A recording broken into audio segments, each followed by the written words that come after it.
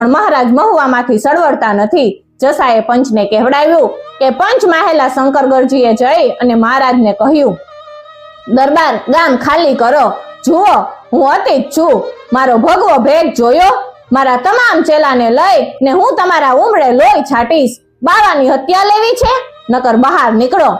મહારાજાએ બાવાજીને ગોપનાથના 5 ગામ લખી આપ્યા। બાવાનું મોં ભરાઈ ગયું, એનો ભગવો ભેખ વેચાઈ ગયો। એને તો જઈ ને જસા ખસ્યાને કહ્યું, મહારાજ નથી નીકળતા, અમે શું કરીએ ભાઈ, અમારી પાસે કઈ ફોજ નથી તે લડીએ, તમે કહો તો લોહી છાંટીએ। ના બાપ, જસો બોલ્યો, સાધુની હત્યા મારે નથી લેવી, તમારે ગોપનાથને કાંઠે બેસી ને લીલા લહેર કરો। બીજો વારો આવ્યો દયાશંકર ગોરનો। એ બ્રાહ્મણનું બ્રહ્મતેજ પલકવારમાં તો બાળી નાખે તેવી વરાળ કાઢવા લાગ્યું, પણ મહારાજાએ એને વિજપડી નામનું ગામ માંડી આપ્યું એટલે અગ્નિની ઝાડ સમી ગઈ અને બ્રહ્મતેજ વેરાઈ ગયા। જસાને એને કહ્યું, આ તો ભાઈ મારું નથી માનતો, અમે શું કરીએ ભાઈ?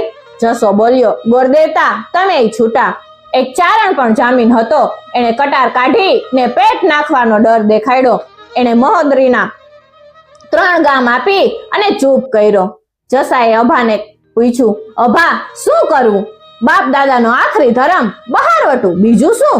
પણ પહોંચાશે જો તો ખરો, એની તોપો મહુવાના ગઢની રાંગ ઉપર બેઠી બેઠી મોં ફાડી રહી છે। પહોંચવાની વાત નથી, મરદની રીતે મરવાની વાત છે। મરું તો વાહે મારા બાયડી છોકરા, મારા માથા સાટે તારું અન્ન હજી મારા દાંતમાં છે, લૂણ હરામી નહીં થાવ, હું સોરઠિયાણીને પેટ ધાવ્યો છું। 200 ઘોડેસવારો લઈ ને જસો ખસ્યો, મહુવાને માથે બારવટું ખેડવા માંડ્યો અને કાયામાં પ્રાણ રહ્યા ત્યાં સુધી એને આતાભાઈને મહુવાના દરબારગઢમાં સુખની નિંદર કરવા ન દીધી।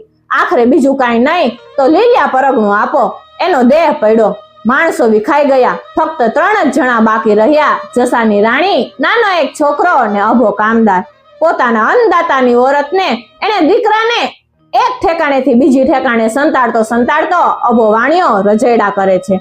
પોતાની પાસે જે મૂડી હતી તે ખર્ચી ને પોતાના બાળ રાજાને નભાવી રહ્યો છે અને મહારાજ આતાભાઈની સાથે વિષ્ઠી ચલાવે છે કે હવે જસો ખસ્યો તો મરી ગયો, હવે આ બાળકને ઠરીને બેસવાનું ઠેકાણું કાઢી આપો, બીજું કાંઈ નહીં તો લીલિયા પરગણું આપો। સુરવીરાયના હક દગાથી ડૂબાવોમાં ભાવનગરના ધણીને લીલિયું ભારે નહીં પડે, પણ મહારાજ ન માન્યા। બરાબર 5 વર્ષ વીતી ગયા। અભાને ગટપણે ઘેરી લીધો, એની ડોકી ડગમગવા લાગી, માથું, મૂછો અને આંખના નેણ પાપણ પણ રૂની પૂણી જેવા ધોળા બની ગયા। એકવાર સાંજરે એ વૃદ્ધ કામદાર પોતાના 7 વર્ષના ધણીને ખોળામાં લઈ અને બેઠો હતો। ધણીના લુગડા ઉપર ધૂળ ખંખેરતો હતો અને માયા